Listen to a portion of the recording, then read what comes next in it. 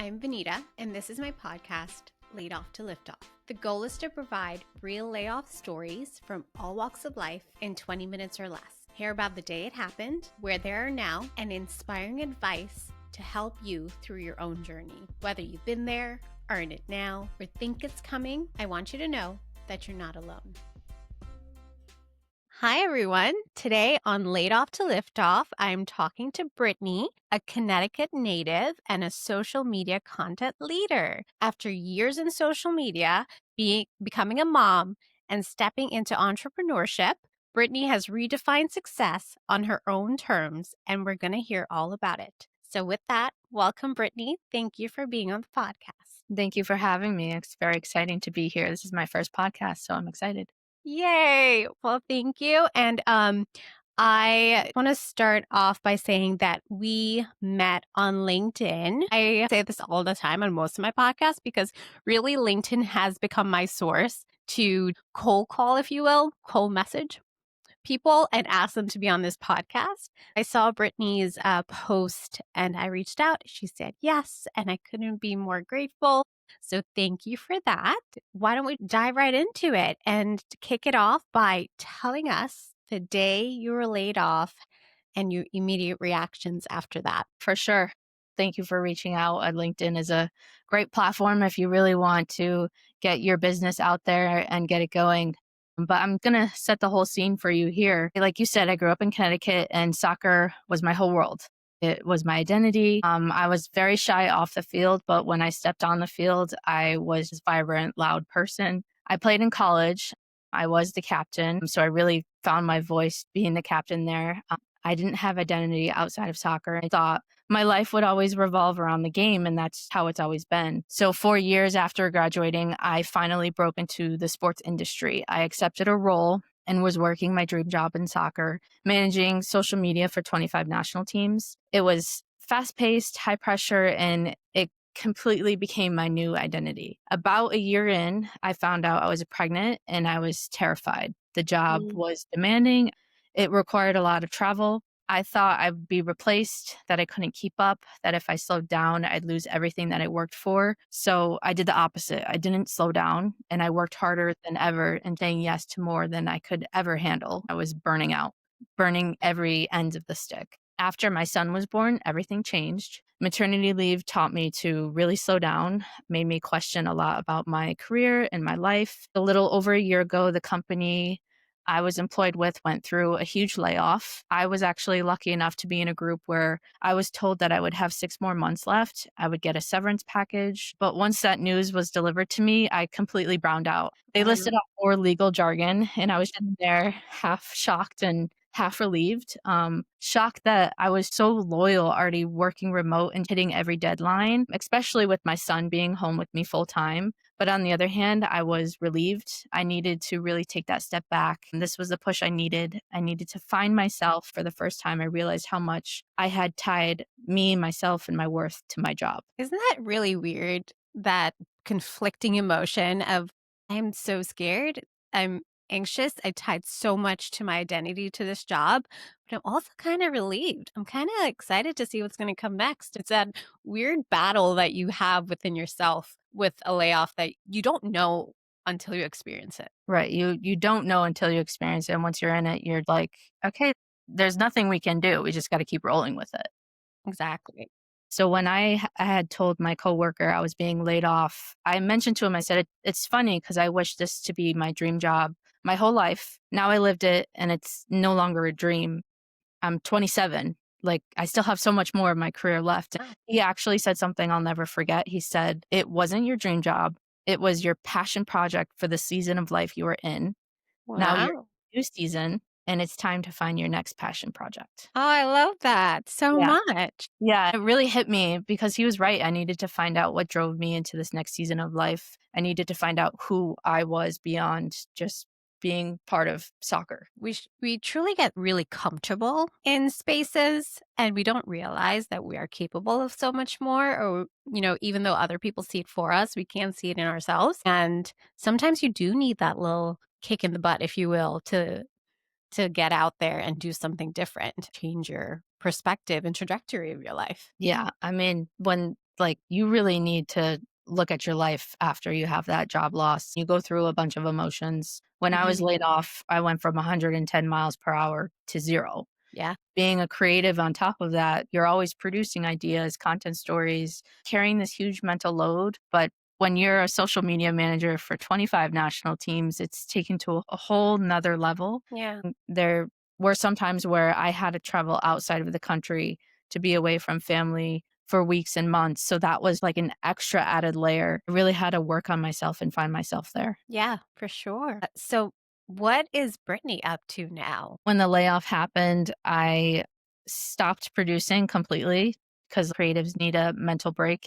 I was getting myself caught in consuming, falling into this comparison bubble, falling into damaging my self worth. I was at home with my son and I really had nothing on my agenda. And each day I was trying to find a rhythm. For Mhm. me, balance didn't make sense, especially as a mom, but I needed to find a new rhythm and accepting what each day's rhythm is different and knowing that some days are going to be more productive than Yeah. others. I was really grieving motherhood because when I had come back from maternity leave, I had no time to process this new version of me of being a mom. I was also grieving a job loss. So I was grieving two things at once and I really had to start working on me. Yeah. So I started journaling again. I got back into the gym. I started asking myself, who am I outside of work, outside of motherhood?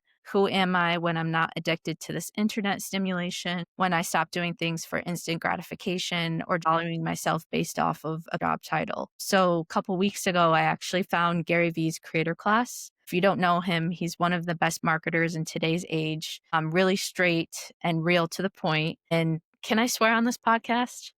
Sure. Am I I don't know. You'll be the okay? first. Yeah.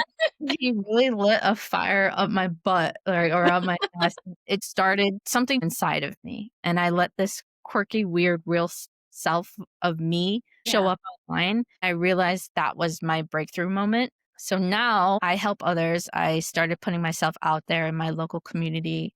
I had created a mom group last October when they had told me that I was going to be laid off. It was kind of like a side hustle, a way to get me motivated, but then I was really shy and not showing who I was. Mhm. So I took the summer off. But then once I enrolled in Gary Vee's class, it really opened my eyes to express me and find my inner child, learning that I don't fit in a box. I could be multidimensional. I could like multiple things and talk Yeah. about multiple topics. I don't have to pick one thing over another. I don't have to pick motherhood. I don't have to pick sports. I don't have to pick fashion.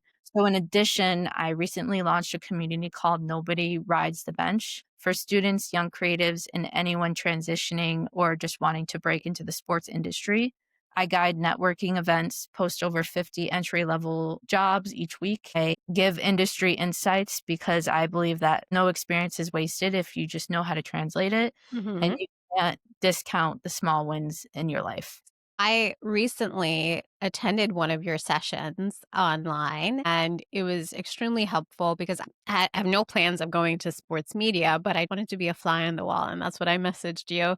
And it was great to see how you put yourself out there and how you started, how it was going, what happened. Good advice on how to break into that industry even though it may have been a little uncomfortable for you to do, but you got to start somewhere. I commend you for putting yourself out there.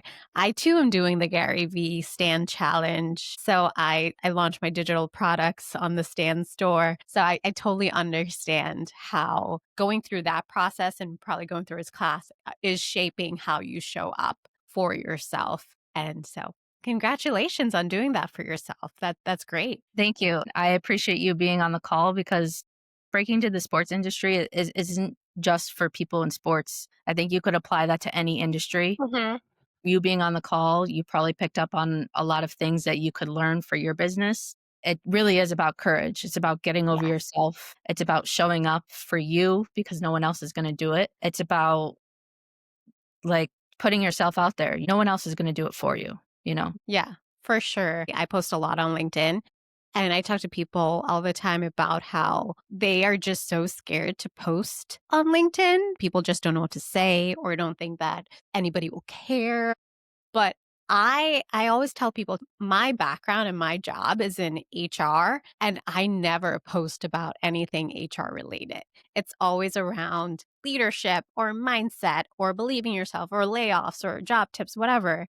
You can relate anything to to something motivational that's happening in your life. It's just a matter of having that courage to do that. Yeah, having the courage and posting about not just the wins, but the losses as Yeah. well, and explaining, like, "This is what happened in my life today. I wanna share it with others because I know I'm not the only one." For sure. See all the if you go on LinkedIn, you see all the bad things with layoffs and stuff.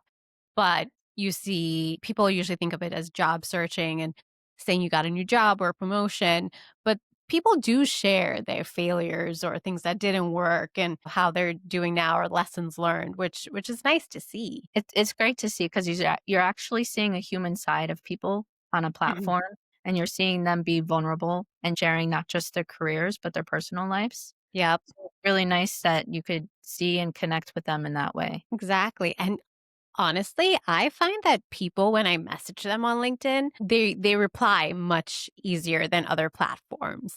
So like Instagram, TikTok, almost never nobody responds to me, but LinkedIn, you do get people to actually respond to your DMs. Yeah.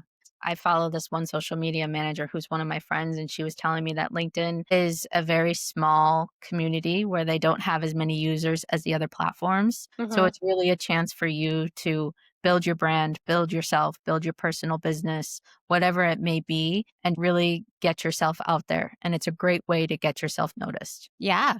And more you see celebrities and even athletes on LinkedIn and posting things on there that you would be like, why are you on LinkedIn? So many people that you wouldn't typically think that would be their platform of choice. Right. Everyone from every industry, every level is heading to LinkedIn now. Exactly.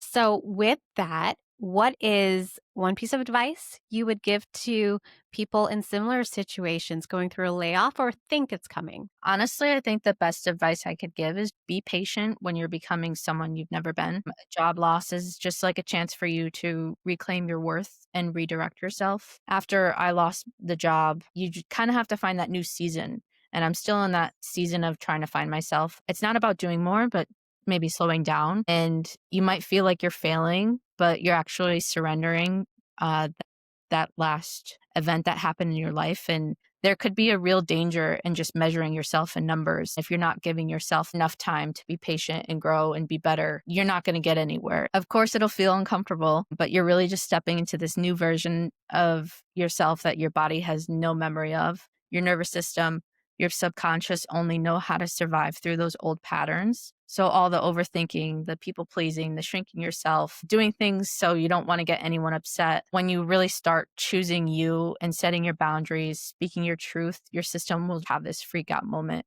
And you'll tell yourself you're selfish, you're not enough. And it'll pull you back into the familiar chaos, not because you're failing, but your body is trained to go back to that comfort rather than pushing through that bubble, that danger, what may feel like danger. Healing feels like losing yourself, but you're Mhm. actually not. You're simply meeting these new parts of you that have never existed.